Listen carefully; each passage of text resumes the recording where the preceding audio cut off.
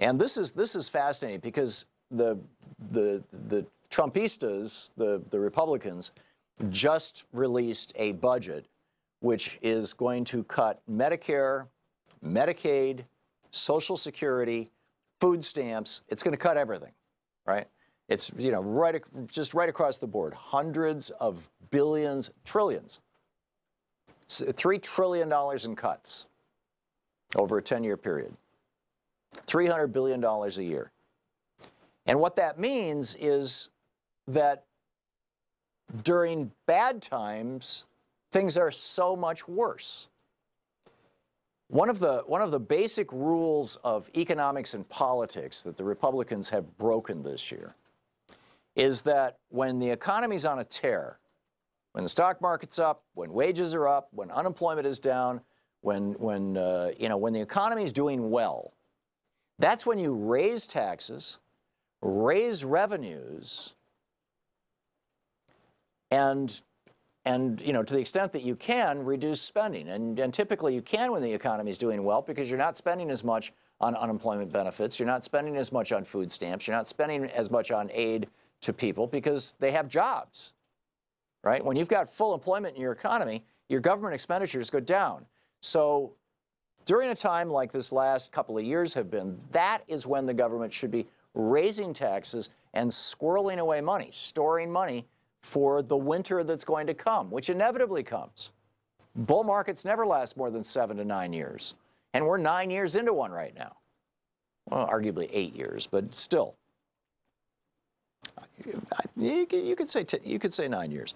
So this bull market, when it ends, if the end of the market means that you're going to see a rise in unemployment, you're going to see a lowering of the employment rate, you're going to see more and more people out of work, you're going to see more people asking for workers' compensation or for unemployment benefits, you're going to see more people signing up for food stamps and for Medicaid at the exact same time that the Republicans are cutting $3 trillion out of those programs. And you now have some 20 states that are in the process of attempting to make unemployment insurance, which was put into place in the 1930s by Franklin Roosevelt, to make unemployment insurance a welfare program that you have to be drug tested to be eligible for. Plus, every week you have to prove that you have tried to get a certain number of places to hire you, even if you live in a place like Appalachia or, you know, some inner cities where there literally are no jobs. There's nobody hiring. You still have to pee in the cup. You still have to fill out the forms. You still have to jump through the hoops to get your, you know, average of what, $300 a week, more or less? Yeah, $330 to $350 per week is the average unemployment benefit. Now, this is the most robust of all the programs, unemployment insurance, that catches people when they fall out of employment as a result of an implosion of the economy.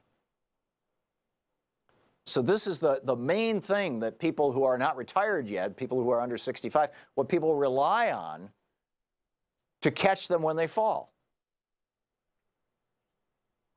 And instead of protecting people, well, here, from this article, 9 states reduced benefit duration from the usual 26 weeks, just in the last year. Nine Republican-controlled states.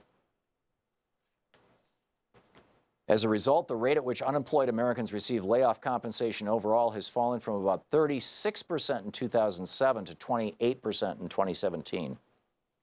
So almost 10% fewer people are even eligible now anymore because they're, quote, tightening up the rules. The main thing that they're doing is they're finding ways to kick unemployment people off the benefits after they've already been determined to be eligible. And the main thing that they do with that is, oh, you didn't pee in the cup this week, or oh, you didn't fill out the form saying that here's the 3 places or 6 places or whatever it is that you went to work. At the beginning, Arthur Delaney writes, at the beginning of last year, only 21 state trust funds had achieved what the Labor Department considers a minimum level of solvency.